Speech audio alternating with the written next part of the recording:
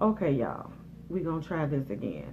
I don't know what happened, but I initially switched to my personal page to go live instead of the Fighting Fiercely page to go live because as soon as I started the broadcast, it froze up.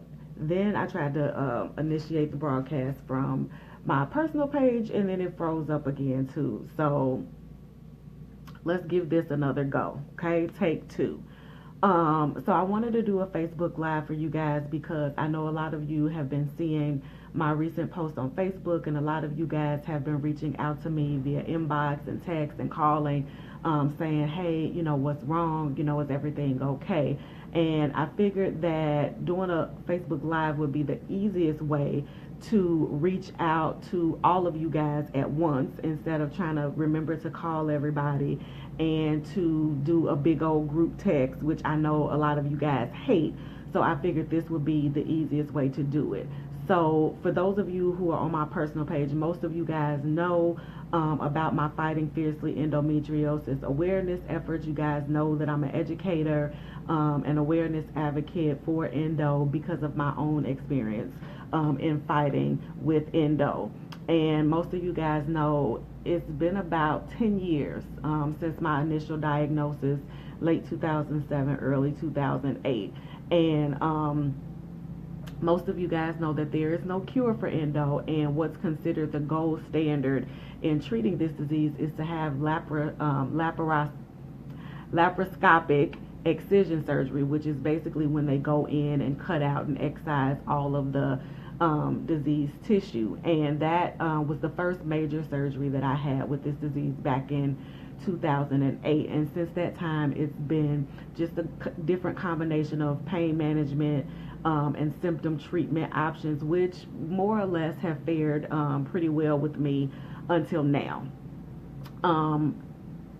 About 6 months ago, the current pain management protocol that I have been on, which had been working relatively well, just stopped working. The Norco wasn't working, the ibuprofen wasn't working, the Elavil wasn't working, nothing was working, and I didn't understand why. And my pain levels had spiked to incredibly high levels, and so went back to my specialist. And long story short, as is very common with this disease, it has continued to grow, it has continued to spread and progress in my body, despite being able to keep the symptoms suppressed. And so that has led me to have to have a second excision surgery, which is actually going to be coming up this Tuesday, November the 2nd. And so I just kind of wanted to let you guys know what was going on. So initially, I was okay with knowing that I was going to have another surgery at some point. Throughout the 10-year battle with this disease, I've had about 4 or 5 different surgeries, and this will be my second excision. And in that respect, I'm actually blessed because a lot of endo sisters have to repeat this surgery every year, every 18 months, every 24 months. And so for me to have such a large gap before finally needing to have another excision surgery, that is a small blessing in that. But that's not where the drama started. When I went back and met with my doctor and we finally decided, okay, we're going to have another excision surgery, I was fine with that. Up until about 2 weeks ago, when I went to do my pre-op consultation and my labs and my blood work, I got a call from the doctor saying that some of my numbers in my blood work came back abnormal. My readings for my liver function came back incredibly high, which is indicative of some sort of abnormality. And that being said, they were not able to clear me to go ahead and have surgery. So I had to go back and have another slew of blood tests and lab work to try to figure out what this is going on, with my liver. On top of that, in the midst of all of this, it was also time for my mammogram. So I go take the mammogram, and those results come back abnormal. I'm now told that I have a nodule in both my left and my right breast. So as you can imagine, at this point, I am freaking out. I'm like, okay, so there's endo, now my liver is possibly jacked up, and now there's lumps in my breast. Like, what the heck is going on? So I go back, I have a second mammogram done. Thank God, there was nothing wrong with my breast. There were just some lymph nodes that were present, showing up in some kind of weird way on the test. So check one for that, no breast cancer. But now we're still trying to figure out what's happening with the liver. So I get tested for hepatitis, I go get tested for cirrhosis. Again, thanking God, all of those came back negative, but they still don't know what's wrong. So I have to go back again to the hospital this afternoon for more labs, for more blood testing, to figure this out. My surgery is scheduled for Tuesday, and I still have not been cleared. So all of this is coming at me day after day after day over the last 2 weeks. And throw into that equation, I get a call from my primary care doctor that as of November 1st, which is today, they're no longer accepting my insurance. So I've got a doctor's appointment today with my primary care who's no longer accepting my insurance. And so now I've got to figure out how I'm going to pay for all of this.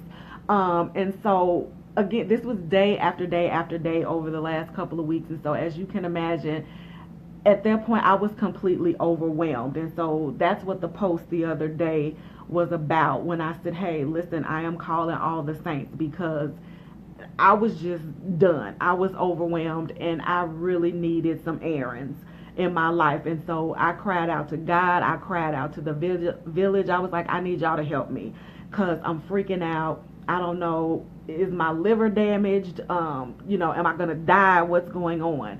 I get the test back from my endo specialist, and now it appears as if the endo is affecting my kidneys, my bladder, my ureter, and possibly my appendix. So when I go in for this surgery, there are going to be 3 specialists performing this procedure. And so I'm just really trying to stay focused and really trying to stay positive and not, freak completely out. But I just wanted to kind of let all of y'all know that that's what's been going on. That's what the posts, have been about, asking for prayer. And as you know, in the midst of all of this, I'm still at work trying to, tie up all my loose ends and get everything done to wrap up before I go on my medical leave. So I'm pulling really long days and nights at work. And also, if y'all got a mama like my mama, then you all know that you were raised that you don't go into the new year with a dirty house. You don't go into any holidays with a dirty house, and you don't go into surgery with a dirty house.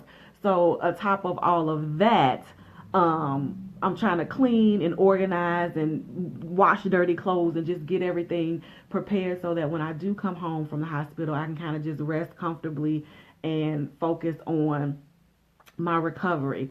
Hey, Kristen Marie, your question, what meds are you on for your endo?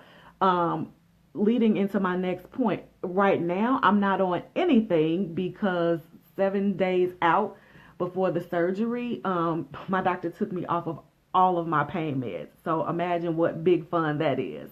Y'all know I have excruciating levels of pain every day, and for the remaining week, I cannot take any pain meds because there's risk of blood thinning, which may cause some complications during the surgery. So just to be safe, I'm not on anything right now. But typically, I have been on Elavil, amitriptyline, Norco. I've been on Gabapentin. I've been on Neurontin. I've been on high dose ibuprofen, taking as much as 2,400 milligrams a day. Here recently, I have incorporated more holistic methods. I have been exploring hemp-derived CBD options, which have been a godsend for me. Since taking those, I haven't needed any high dose levels of ibuprofen or Norco in about a month. So that's been a huge thing, but it's so expensive. It's $200-$300 for a bottle. So I've been getting like pain patches, terpenes, just different things to kind of put it all together to kind of give me some level of pain relief. I've also discovered valerian extract, which is good for pain. But again, I'm 7 days out from my surgery, so I can't have anything right now. So if you can imagine just taking all of that into account, it's been a pretty hectic week. And the day that I made that post, I just kind of broke down. I still don't know what's going on with the liver. Like I said, I'm actually going back this afternoon to get more tests and more labs and more blood work.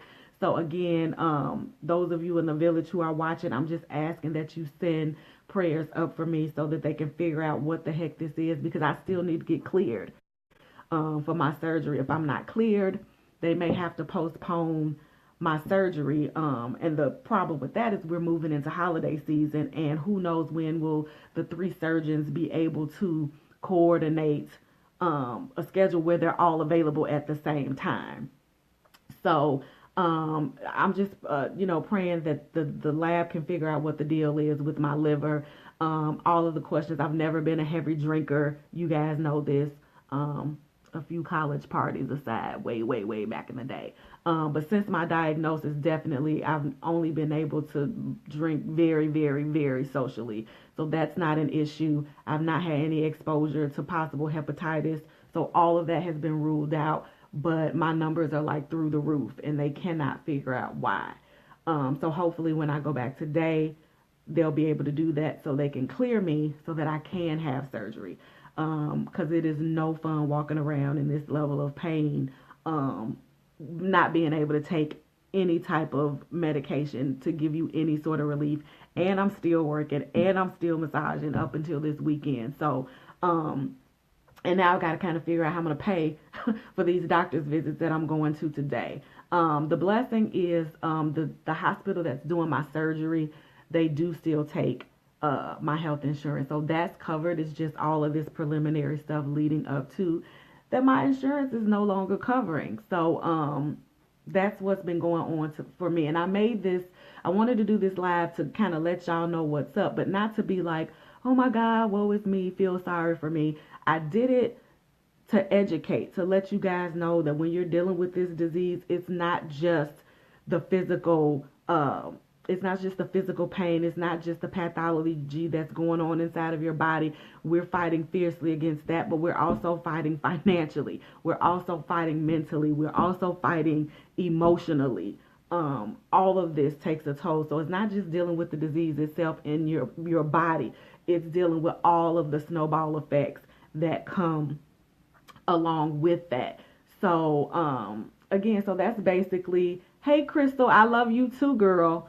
So I just wanted to let you guys in the village, in the community know. Also, for my Endo sisters, I do apologize. I had this whole Facebook Live series that I was going to do talking about Lupron and relationships, and I wanted to talk about some of the amazing collaborations that I have going on with sex educators. I've helped develop a brochure for Endo sisters to help them out with their intimacy issues. And I do apologize. I didn't have the opportunity to bring you guys any of that. I'm starting a new series called Endo Eats, where I review different foods that are good for ladies with endo and some that are not. But I haven't had a chance to do any of that because I've been, trying to get ready for this surgery. So I just wanted to do a quick live to let you guys know, what was up, what the deal was. A lot of you guys were concerned when you saw my post. I've just been emotionally overwhelmed. And so again, just like I put in the post the other day, all my saints, send up some prayers for clarity and wisdom and identification of what the heck is going on. I may have to have my appendix removed. They're talking about doing some extensive stuff with my kidney and ureters and bladder because they're suspecting that endo has infiltrated all of that area. So keep sending up prayers.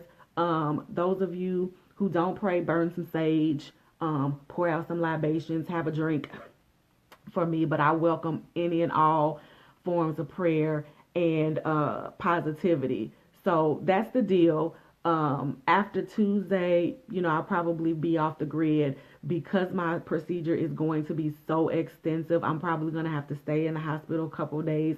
I don't know how long, so I don't know how long I'm going to be in. I don't know when I'm coming home, but my brother is on social media, so he'll probably, post on my page, or when I get a chance to update, I will. So if you guys have been calling, reaching out to me, and I haven't had a chance to get back to you guys, that's why this is what's going on. So again, to those in my endo community, I apologize for not staying on top of my stuff with you guys, but it's because I'm getting ready for this surgery on Tuesday, and I'm just, being prayerful that they'll be able to get everything out as much as they can. You guys also know that I also have adenomyosis, which is basically the entire body of my uterus has been affected. They've been, trying to get me to get a hysterectomy for about the last 5 years, and I refuse. That's not where I am in my fight. That's not where I am in my journey.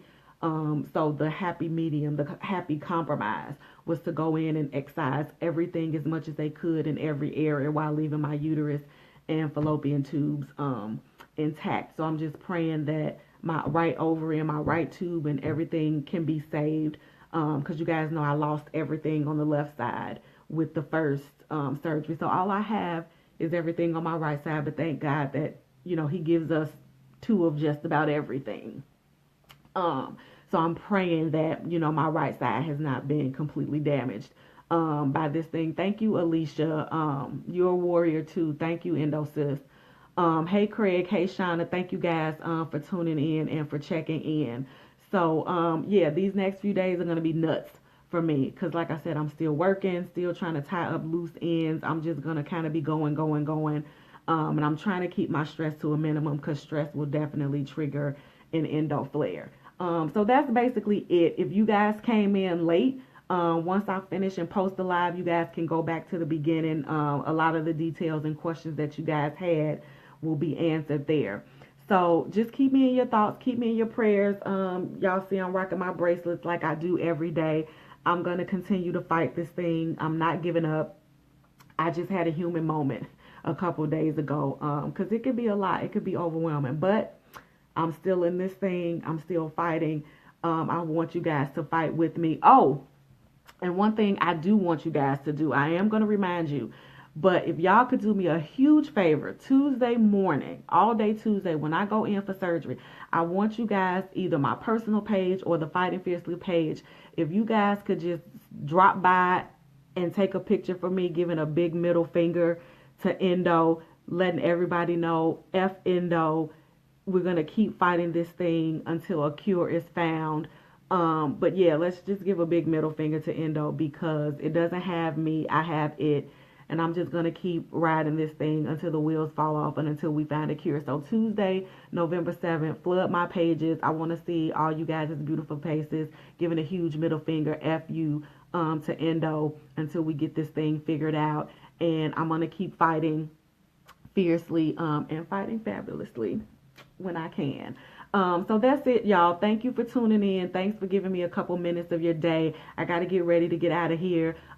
Pray my strength in the Lord that these people can get the blood that they need with one stick and I won't have to get poked all day like a pincushion. I'll keep you guys updated as much and as often as I can going into Tuesday. Thank you guys for all of your prayers and your support. I love you guys so much. And keep fighting for me and with me because I will. All right. Talk to you guys later. I got to run.